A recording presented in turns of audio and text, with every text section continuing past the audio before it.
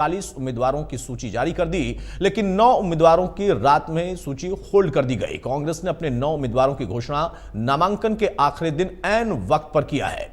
प्रदेश में इस बार टिकट कटने से कांग्रेस बीजेपी में दावेदारों का दर्द भी दिखाई दिया। फरीदाबाद में कांग्रेस के टिकट के दावेदार ललित नागर और शारदा राठौर लोगों के बीच में थे और फूट फूट कर रोते हुए दिखाई दिए। उधर महेंद्रगढ़ से रामविलास शर्मा, जिन्होंने अपना नामांकन बीजेपी के जरिए कर तो दिया, लेकिन बाद में उनकी टिकट कटी। टिकट कटने के बाद अपने लोगों के बीच में वो भी भावुक नजर आए, लेकिन साथ में यह भी कहा कि पार्टी के साथ हमेशा खड़ा हूं।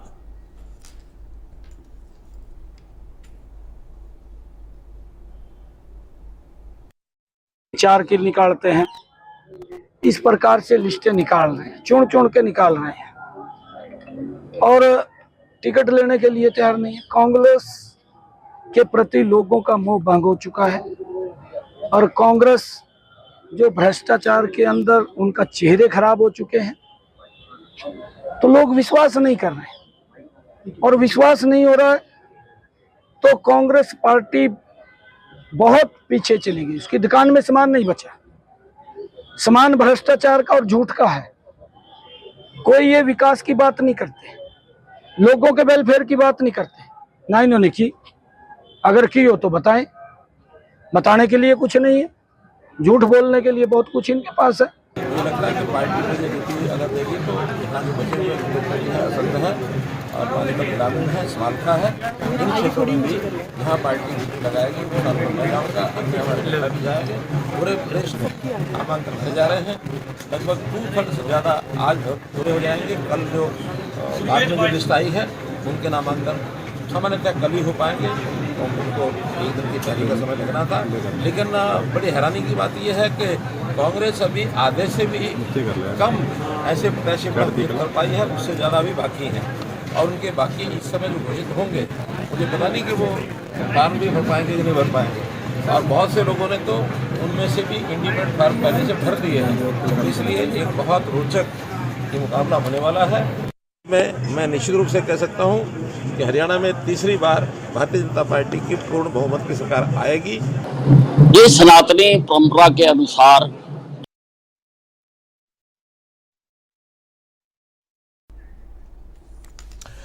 बहरहाल तो नामांकन का आखिरी दौर था और उस वक्त तक कांग्रेस से लेकर तमाम दलों की सूची आती रही। देर रात बीजेपी ने अपने 90 के 90 उम्मीदवारों की सूची जारी कर दी थी, क्योंकि इसके पहले उनके पास सिर्फ 3 ऐसी जगह थी जहां पर उन्होंने अपने उम्मीदवार होल्ड किए थे। लेकिन उसके बाद कांग्रेस की भी सूची आई, बाकी अन्य दलों ने भी अपने अपने कैंडिडेट को मैदान में उतार दिया।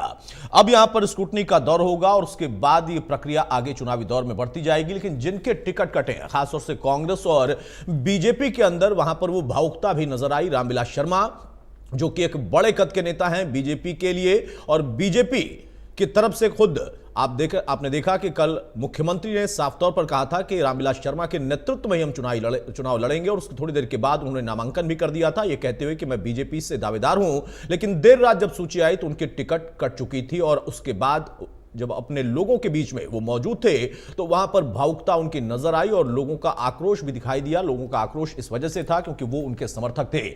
फरीदाबाद में आपने तस्वीर देखी कि ललित नागर और शारदा राठौर, उन दोनों को भी रोते बिलखते देखा गया अपने लोगों के बीच में, क्योंकि प्रबल दावेदारों में शुमार थे और पार्टी ने भरोसा दे रखा था कि हर हाल में आपका टिकट पक्का होगा। लेकिन कुछ परिस्थितियां या फिर सर्वे का आधार, इस आधार पर टिकट कटा तो आंसू छलके।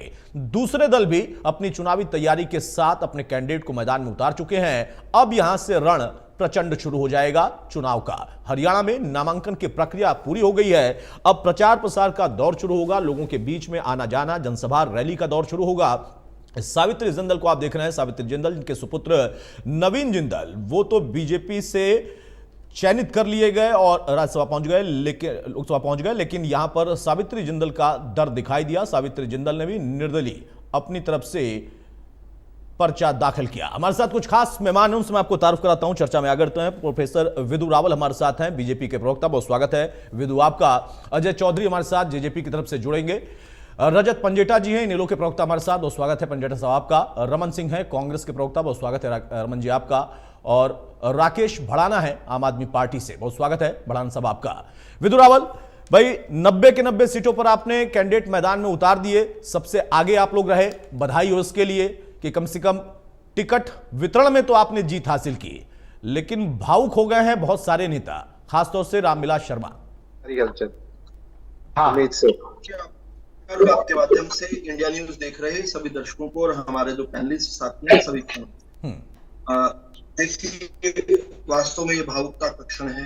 एक बहुत वृक्ष जो है रामविलास शर्मा जी के रूप में खड़ा है और उस वृक्ष की छाया में हम सब लोगों ने भारतीय जनता पार्टी के अंदर काम करना, उनसे हमें प्रेरणा मिलती रही और आज फिर हमें उन्होंने प्रेरणा दी जब उन्होंने नामांकन दाखिल करने के बाद ये कहा कि मैं भारतीय जनता पार्टी का एक सिपाही हूँ, भारतीय जनता पार्टी का एक कार्यकर्ता हूँ, फुट सोल्जर, ऐसा शब्द का उपयोग किया हूँ। और उन्होंने कहा कि मैं भारतीय जनता पार्टी और मैं तो ऐसा है जैसे शरीर के अंदर प्राण हो, भारतीय जनता पार्टी से निकल जाना मतलब प्राण निकल जाने वाली बात। तो ये वास्तव में भावुकता का क्षण। लेकिन हमारे सामने जो लोग बड़ी बड़ी बातें कह रहे हैं उनकी आज जो है तलाई खुल। भारतीय जनता पार्टी ने आपने ठीक कहा कि सबसे आगे है और यही ये आगे जो हमने कहते हैं first flow is half the battle one. हमने जो शुरुआत अच्छी की है ये अंत तक हम कैरी करने वाले हैं। कुछ दिन तक जरूर जो है हमारे साथी जो है हमारे कुछ असंतुष्टों को, कुछ नाराजगी जो रखते थे उनकी बात करते थे, लेकिन आज जब मैं और आप बात कर रहे हैं तो आज भारतीय जनता पार्टी लगभग अपने असंतुष्टों को मना चुकी है। कुछ इक्का दुक्का स्थानों को अगर छोड़ दे तो लगभग सभी जगह पर हमने अपने जो है असंतुष्टों को मना लिया है।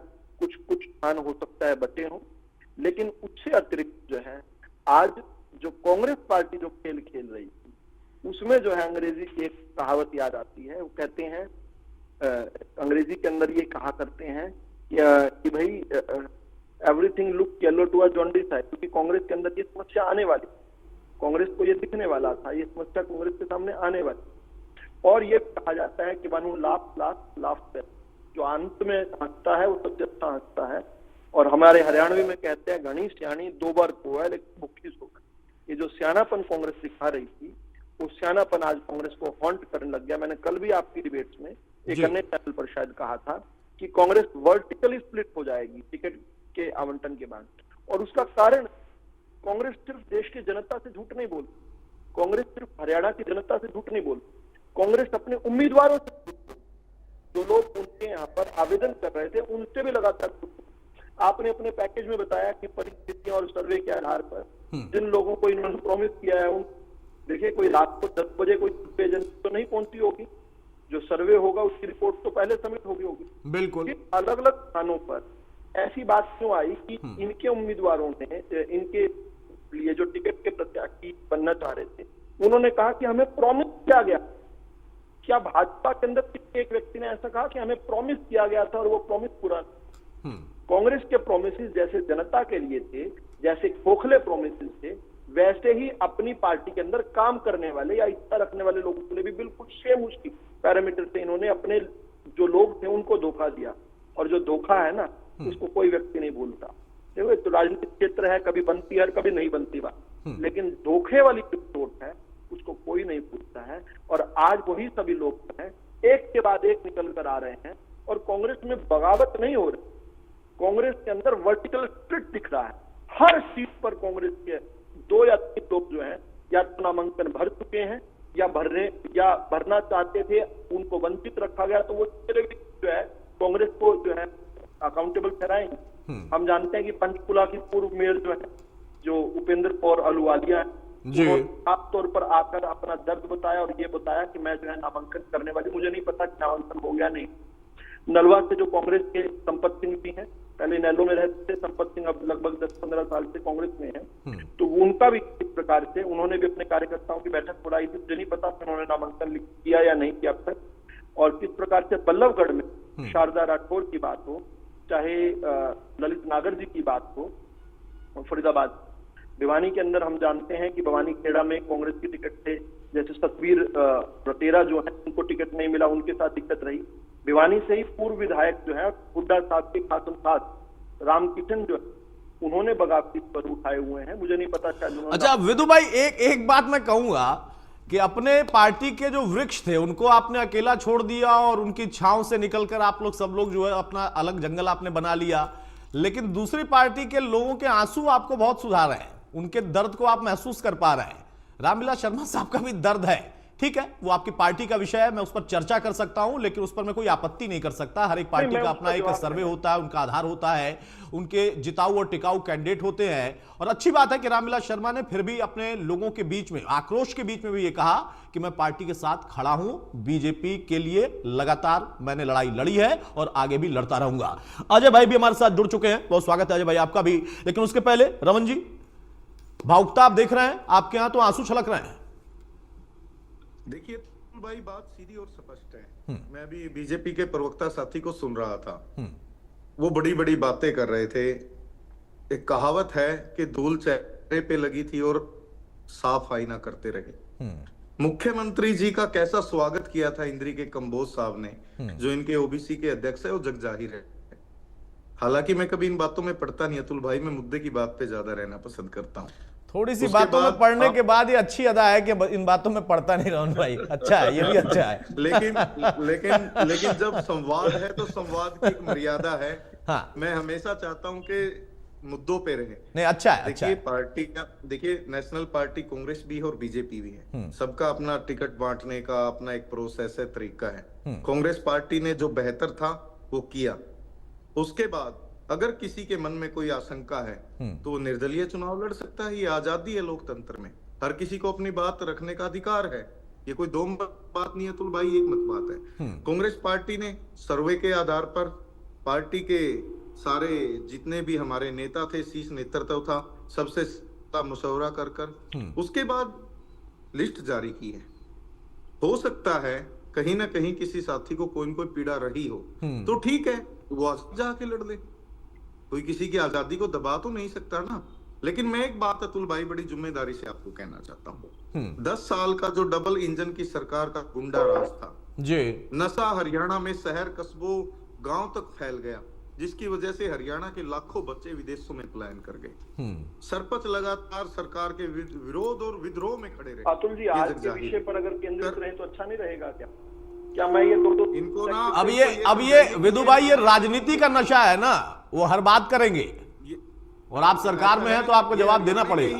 अतुल भाई, मैं जो है शायद इसके ये बाद पता है कि मैं ये बातें हरियाणा की कर रहा हूँ, कई बार की नहीं कर रहा। हरियाणा में आज का बेरोजगारी विषय का आलम ये हरियाणा था में तो बहुत सारे कि हैं ना, आज के विषय पर बात करें। इनको ना आप थोड़ा चुप कराइए, इनको ना विदु भाई सुन लेते हैं, रमन जी को सुन लेते हैं। इनका बोलिए रमन जी बोलिए, वो चुप हो गए। इनका भी दर्द छलक रहा था, तो इनको को थोड़ा धैर्य रखें। अभी वो ताजा वीडियो सबने देखा, आप भी एक टिकट मांग रहे थे, आपको नहीं मिली। विदु राहुल भाई, मैं आपकी भावनाओं को समझता हूँ, आप थोड़ा शांति से बैठे।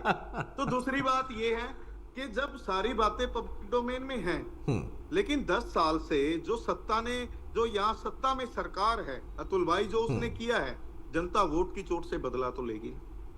ठीक है, टिकटार्थी सबके आ गए हैं, किसी भाई को ये है कि मैं ज्यादा ताकतवर हूं तो इंडिपेंडेंट चुनाव लड़ ले, कौन रोक रहा है?